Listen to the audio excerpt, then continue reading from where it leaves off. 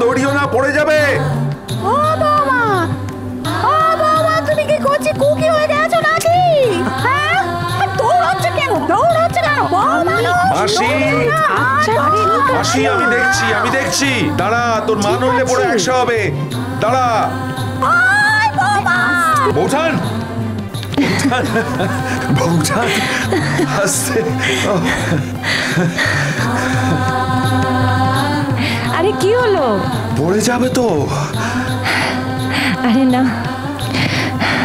কিচ্ছু হবে না আমার, পড়বো না আমি, ছাড়ো না।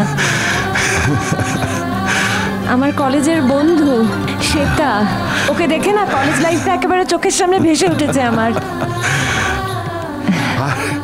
সবকিছু ভুলে গিয়ে কলেজ বেলার মতন দৌড়তে হবে? মাঝখানে যে অনেকটা সময় চলে গেছে, সেটা ভুলে গেলে চলবে? হ্যাঁ, বয়সটাকে তো মনে রাখতে হবে। সারাক্ষণ একদম বয়স বয়স করবে না তো?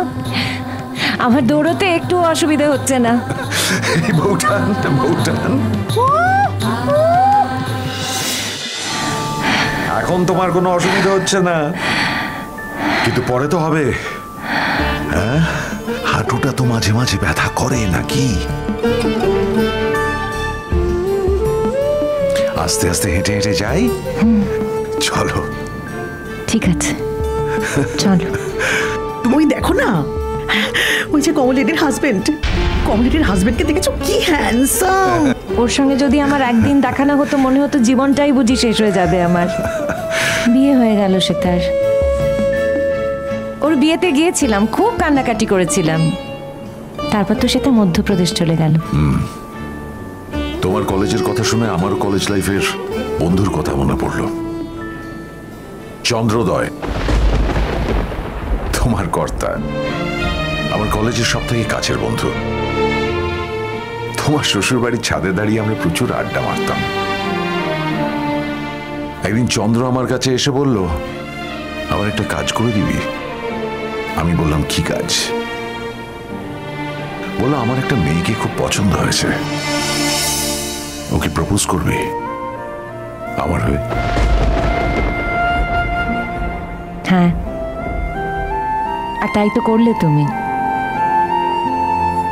আমার কলেজ আসা যাওয়ার পথে তোমাদেরকে রোজ দেখতাম, মনে আছে? তখন তোমরা ওখানে একটা দোকানে বসে আড্ডা মারতে। আমি তো দেখতাম তুমি আমার দিকে তাকিয়ে আছো। বাবা, তারপর যেদিন তুমি আমার সঙ্গে দেখা করতে এলে আর বললে যে কিছু কথা বলার আছে, উফ, কি বুক ধরপড় আর বুক ঢিপ ঢিপ আমার, মানে এত নার্ভাস হয়ে গিয়েছিলাম জানো, আমার হাত পা একেবারে ঠান্ডা হয়ে গিয়েছিল ভয়। না বলা সম্পর্কের কথা, চিরসখা, সোম থেকে রবি প্রতিদিন রাত 9টায় স্টার জলসায় ও ডিজনি প্লাস হটস্টারে।